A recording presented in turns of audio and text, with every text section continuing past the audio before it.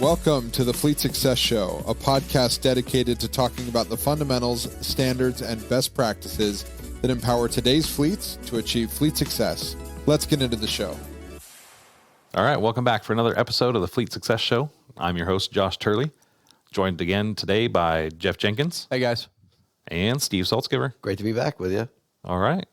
So today's episode, we're talking about a fun one, which is when do you bring in a coach or consultant, right? Somebody who knows what to do, kind of helps show you what to do, and what are some of the pros and cons with having a consultant come in and help you out? What are some of your experiences that you guys have had with consultants? And Steve, this is a little bit, obviously you were a consultant, right, so you can kind of speak to it from both sides. Yeah, I actually started bringing in consultants early in my career. Started even putting money in my budget every year for that. But I used it more as a special project kind of a thing. If you have a situation where you've got, we talk about stakeholders a lot. If you're trying to get stakeholder alignment, you want to get people on the same page, that's a good time to use a consultant. Yeah. Because it's not just coming from you as a service provider. So there's like some third-party credibility, right? Unbiased observer. Yeah, they don't really have a dog in the fight, so to speak, right? Right. You know, and they don't work. They kind of work for you, but not directly, because their objective is to be unbiased. So, I always used it. I thought it was a good thing. I still recommend it, obviously. And the other part of that too is you get expertise that you may not have in your organization. Yeah. From experience and from tools and things like that. I always think about like lifting weights, you know, and Jeff, you've gone through, like you're big into personal fitness, but lifting weights on your own versus lifting weights with a trainer, like there's a difference in that, in how you approach the exercise. Somebody who can actually watch you and watch for form and give you pointers on like, hey, when you're doing this, like, I don't know that you realize, like, you're dropping your shoulder, like, leave your shoulder up, right? Or, right. You know, when you're squat, like, don't do this, like, you know, arch your back or don't do that. And they give you pointers as you're doing the exercise, just a different perspective. Yeah. So it's funny that you say that. There's a couple things. One, the person, whoever the consultant is, needs to be qualified to do it. It seems like everybody today can be a personal trainer, and they have no clue what they're doing. Oh, I like fitness, and I like to work out, so I'm going to go ahead and be a personal trainer. And then they give terrible advice. I went online and got my certificate. Yeah, I mean, pretty much. That's what it ends up being like. But, like, professional consultants can be the same way. Yeah. Right? Like, I think I'm good at this, so let me go ahead and tell other people what to do. It's really funny you say that, because I hired a fitness coach. I fired him after a week, and he asked me, well, why not? I thought we were doing good. I said, well, the one thing you didn't do is you didn't get my ass out of bed. If I'm not here, you didn't push me. You didn't motivate me. I'm not here, I want to call. Yeah. You know, I mean, the hardest part about working out is getting to the gym to me. Yeah. Well, I mean, the good thing about like having somebody is to hold you accountable, right? To make sure you're doing things the right way. You know, if they give you a diet, they're going to call you on the diet. They're going to weigh you. You're going to do those personal progresses along the way. If your goal is to lose weight, they're going to cater whatever that program is to losing weight, versus if you want to gain muscle, they're going to cater it to gaining muscle and do different exercises, right. Different meal plans, the whole 9 yards. So you can equate that over to business, right? Because a consultant has to have a game plan. So I don't even know if you guys know this, but I actually consulted for 3 months. I didn't know that. Yeah, 3 months. For a trucking company, and it was the biggest cluster fun that I've ever been a part of. It was a good save there. No E rating on this episode. Yeah. So, because what happened is they knew that I knew how to run trucks, so they have me come in, and basically what they did is they gave me the job of a vice president of operation without being a vice president of operation, without having any ability to discipline, to, you know what I'm saying? It's like, hey, come in, analyze, but then all of a sudden, hey, I want this department to report to you. I want this department. And I'm sitting there, I'm like, huh? Right? So they had no plan having me come in other than the fact that, hey, this guy knows how to run trucks, so let's have him come in and help us run trucks. Yeah. And so the whole thing was a disaster, because they didn't have a plan in place, and they basically wanted to, I guess, hire me, but not have me on their payroll. Just as a 1099? Pretty much. You know, that's a good point you're bringing up, though. I mean, even if you hire a consultant or a coach, you ought to have some type of a scope written out, you know, and this is what I want to accomplish. You know, I mean, I know that even when I was a consultant, we would often help the client scope it out, because sometimes they didn't know, but at least it gave us a direction when we came in to help them out, right? Yeah.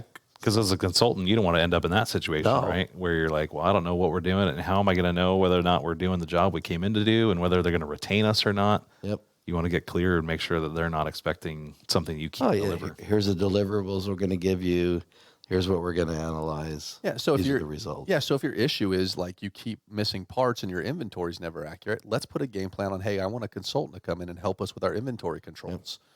Right? It's not just like, hey, we don't feel like we're working so well, so let's bring in a consultant to tell us what we're doing wrong. Right. Well, no, you already know what you're doing wrong. If you're doing everything wrong, then you probably just need to resurface your whole department. You better split it up Yeah. into pieces. Exactly, right? But you know what's going wrong, so have that game plan. You've got to have that in place, because if you hire a consultant to come in and just be like, yeah, come take a look at us and see what's going on. Do an audit, right? Yeah. Like, there's plenty of people that will come out there and help you do an audit, but to go to the next level. And honestly, you already know what your stuff is, right? Do your own SWOT analysis, figure out what your strengths, weaknesses are. What are the opportunities and threats that you need to be aware of? And then from there, figure out, okay, where do we need to dedicate resources? And resources could be, where do we need to bring in a consultant and spend some money on a consultant to come help us? Maybe you're lacking a skill set. You don't have a good inventory control person, but you really like the person. Maybe you just want to level them up. Maybe they're just not it, right? And so you got to kind of look at that and say, where are those problems? And then let's bring in somebody to kind of help us either fix the problem or fix the process or fix the people. But it's one of those P's that we always talk about. Right. And I think the other thing too, when you talk about getting deliverables and really nailing down the scope, getting clear about expectations, what are we focused on? It's also going to help you from the never-ending consultant engagement, because I've seen that before, where you hire a consultant and then there's kind of like no end in sight. Yep. They always find more problems. They always find more things to work on. And there's not like, hey, how do we get off this train? My favorite consultants and coaches that we've worked with are always like, hey, every month we're going to do a check-in, and if we're not bringing value, you're not paying us. Yep. If we're not delivering, or you don't feel like this was worth it, then we're just not going to invoice you that month. Those are the best ones, because you're like, yeah, no, I didn't get anything this month. Let's go ahead and let's skip till next month. Or after a couple of those, you're like, yeah, maybe this isn't the right partnership, and we need to go find a different one. Well, that you're talking a lot of like a part-time consultant, right? That just spends a small period of time. Yeah. I'm more talking about actually having someone come and stay for a sustained period. Like a 40-hour a week commitment type thing. Yeah, because you're coming in and you're doing a real deep dive type of a deal. Yeah, we've had those types of engagements before. Depends on what they're doing, though. I mean, in the fleet world, you could hire a 1099, call them a consultant, and they actually could be fulfilling a role. They could be your analyst. They could be butting a seat somewhere. Yep. So there are some of those that I know that when we worked as consultants, the federal government hired all kinds of people like that, put butts in the seats type thing, and it worked out well, because they didn't have the benefits and they didn't have all the things that they had to pay those people. Yeah, it's Right. more of a Sort of. Yeah, that's more of a temporary employee. It really is. Yeah. But they called them consultants Yeah. because they had the expertise and the skill set. Yeah. Right. It sort of works out well, but because they're never really truly an employee, like they don't necessarily go through the same vetting process. They don't That's true. necessarily have the same cultural alignment. It does kind of defy our And they, our four pillars. well, and then the other side of that too is, even though they're not on payroll, they still have costs, right? Like they still have health insurance they have to pay for. The difference is that it's not coming out of your insurance in the W-2. Right. Instead, you're just 1099ing it, and they're paying it after the fact. So it's still baked into that number. Yep. I don't know that you're really saving anything there, but it does give you flexibility. So if you're not sure how long it's going to be, like you don't have to bring somebody on and then fire somebody. You just don't renew the contract. It makes them more of a contract employee. Yep. But yet another reason why get clear about the insight, or get clear about the activities and the results that you're looking for, so that it doesn't turn into that never-ending engagement where you just have a permanent 1099 employee. Well, that's what I was telling you a little bit earlier. We had a consultant on retainer, one of the corporations I work for, and they were always bringing jobs to me. I didn't even need their help, Yeah. And it was kind of a nuisance at times, actually, because I didn't have time for it. I didn't need it, and they're just they have some quota they're trying to deal with, right? So it was an interesting dynamic, I thought. Well, they're just trying to pad their pockets. Like any smart consultant is going to keep bringing problems because it makes their value stay there. That's exactly right. I work for a consultant, and that's kind of how it works. We identify extra things, and then that becomes a new project, right? And so you, as a person that's hiring consultants, you need to be wise to that, because they're going to continue to bring you problems that you're going to have to solve. They're going to help you solve. Yeah. And as long as, and I think this is where it gets really fun, is to figure out what's in it for them. Yeah. Right. You figure out, how do they know they're winning? And this is something you totally ask any consultant. You can ask any vendor, that you're hiring for, is like, well, how do you win? And I've actually done that with vendors, and it totally catches them off guard. It's like, well, I don't know that I'm supposed to share that with you. And I'm like, no, I don't. Like, I need to know, because if this isn't helping you win, then you're not going to help me win. Yes. Right. And so I want to find out, like, how do I help you win at the same time? Like, you're not going to be in my pocket forever. So let's get really clear about the outcomes we both want, and let's go get it. I can tell you the worst times I ever had as a consultant is when we've gone through, done a super study, came up with dozens or even hundreds of recommendations that would literally save money, and they take that and they shelve it. Yep. They do nothing with it. We were involved one time in a thing, and they loved all our recommendations, and they said, okay, we need to stop. It was a draft. We sent them a draft. Yeah. We need to stop. What? We haven't presented this to your bosses. And they said, well, if you present that, You don't want you to present it. we'll have to do it. It becomes public record then, but we'll pay you everything. And so you walk away and you go, gosh, this would have really been helpful, but Right. they don't want that to become public record and have to actually do it. Wow. Leading the horse to the water, but the horse doesn't want Yeah. to drink. Well, I mean, that's because those people look bad too. Yeah. Yeah. Are you bringing a consultant to help you improve? But a lot of people have that huge ego Yeah. Yeah. where it's like, well, if my boss finds out this whole time that I've been shitting the bed on this, right, where does that leave me? Yep. Yeah. And I think that's where the other side of it too is, if you're bringing in, a consultant, getting clear about what you want that person to do, but then maybe you don't need a consultant. Maybe you just need a coach. Yep. And a coach to come in and help you improve, and more of a personal coach, or a personal fleet coach, I like to call it. And you just need some advice, or you just need somebody like, hey, I haven't been in this situation before. How would you handle this?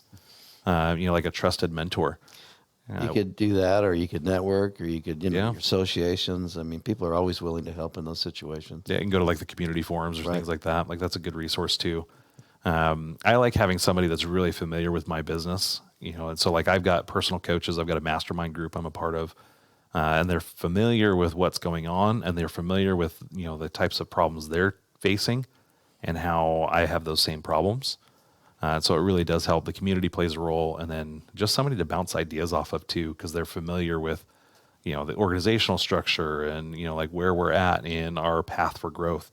You're talking to somebody that's a coach who's been there at 500 vehicle fleet, or has run a waste company or a trucking company, versus somebody who's coming from a municipality trying to run a trucking company. That's not necessarily going to be the best coach for you. And so finding somebody that's been there, done that. Yep. I like kind of getting that advice. Somebody who's really familiar with our business model. It just makes the advice richer, I think. More context aware, more specific. And I get more value out of that when I do those types of engagements. I'd agree, and I don't know about you, but I actually thrive off of people asking me. If they've got an issue and they ask me and it's a difficult one and I'm able to help them, that makes me feel really good. And when it comes to reaching out to people and asking them, and a lot of people are just afraid, oh, I don't want to bug them. I don't want to waste their time. Yeah. But I mean, think about that relationship that you can develop from there. And then going forward, what's that give and take back and forth? And it's probably a reliable resource you can go to, from that point on. Yeah. But it's really just reaching out. And I know that, like, Josh, I've been at trade shows and people walk up to you and be like, hey, man, I'd really like to ask you a couple of questions. And they'll pull you off to the side and they'll ask you questions about culture or how to deal with their people or whatever else. Yeah.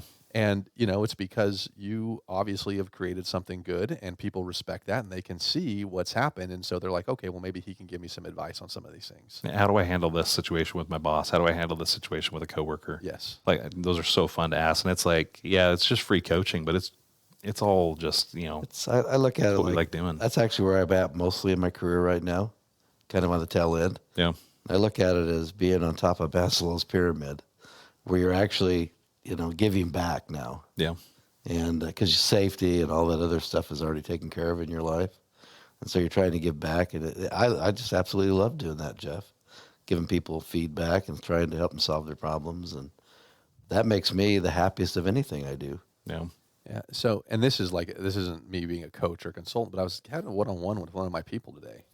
and they were talking about how just not sure if their emails are working out and yada yada. And my conversation was, why haven't you brought it to me?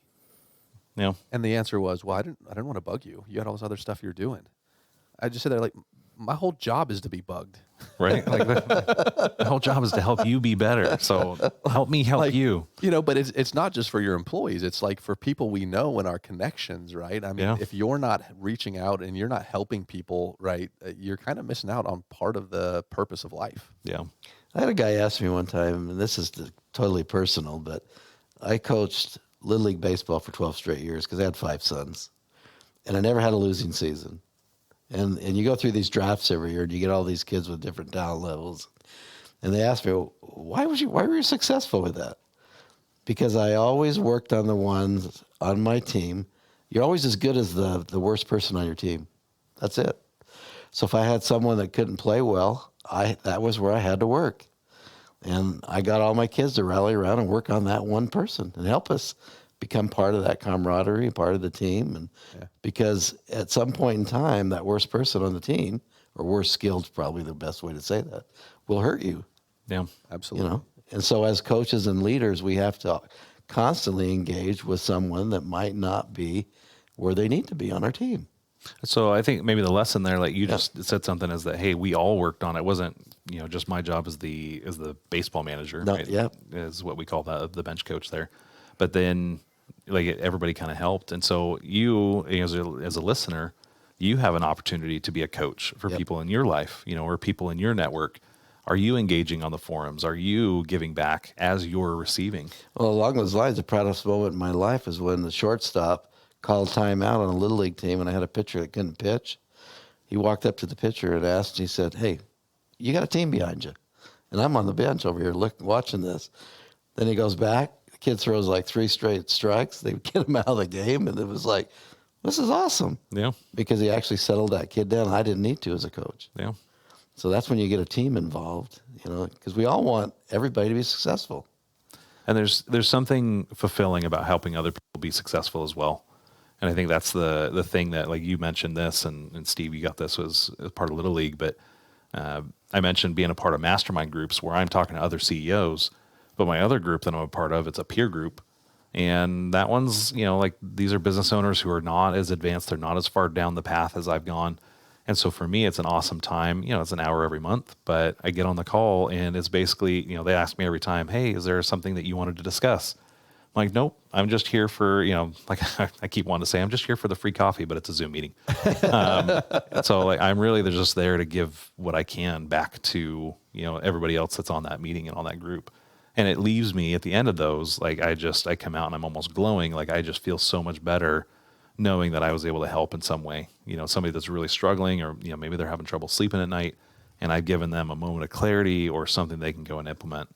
And it's like, and it probably it ties back to our last episode, which is why do we do Fleet Success? It's kind of that same thing, is we wanted to make a difference like that at scale. Like we wanted to have that kind of impact for hundreds and thousands of people, not just a couple people on a Zoom call. I think it gives you faith in the community that surrounds you, and people just generally want to be helpful, especially in this community. Yeah. The fleet community is especially that way, I've found.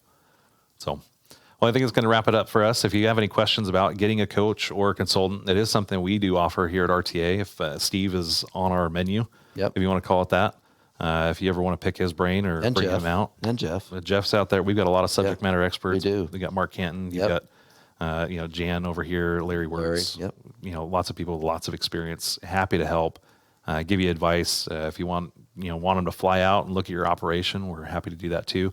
We also know a bunch of other consultants. It's not just us. There's the guys from Mercury. You've got Paul Loria. You've got, Mark Rogers. We talk about Mike Pitcher. Like there's just a ton of knowledge out there. And so if you want to get introduced to any of the consultants that we know, we're happy to arrange those introductions as well. Yeah, the CST people we talk to. Yeah, lots of them. Yeah, because we might not be the right fit, but there might be somebody that knows your industry better. So if you have any of those questions, please let us know. Send it over to podcast@rtafleet.com. Happy to get you introduced there. And as always, the Fleet Success Playbook is out. If you go to fleetsuccessplaybook.com, you can find out more information there and look for it on Amazon soon.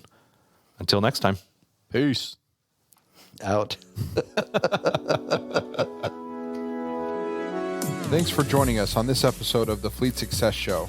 If you liked our show, we'd appreciate your 5-star review. Be sure to subscribe anywhere you listen to podcasts and come hang out with us anywhere on social media at Fleet Success.